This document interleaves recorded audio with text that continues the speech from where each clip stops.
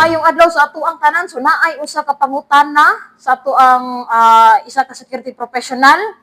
So ang iyang pangutana is, ma'am, unsaon lugar ning ipa-duty ang mga ka-59 nato og Pizza 31 pero walay bayad kay pahina ra daw. So ma'am, Para sa ako, imposible na nga walay bayad. Ang unang pangutana, unsa bang klase imong contract? 5 days, 6 days, o wala kay rest day? Kung 5 days, computed na daily. Kung 6 days, naapod na siya ay sariling computation. Naigidugang diha nga rest day. Kung 7 days in a week mag-duty ka, lahi pud na ang computation.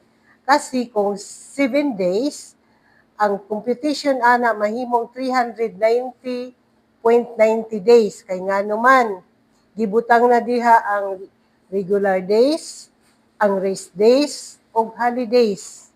So, mo na'y diferensya.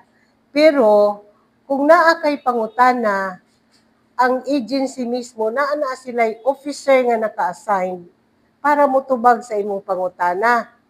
Giun sa pag-compute ang imong sweldo.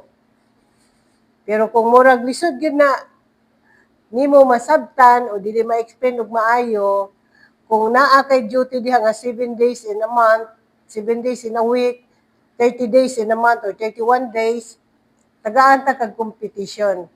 Pangutan-a lang ko. Tagay lang ko kung pila ang kuan nimong daily. Kay computan ta ka og 7 days. Okay. ma'am, how about naman ma'am kung walay rest day? Kung walay rest day, lahi po ng computation.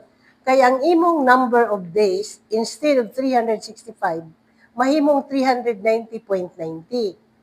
Kay ibutang na diha ang imong regular days, ang imong rest day, ug ang imuhang holidays.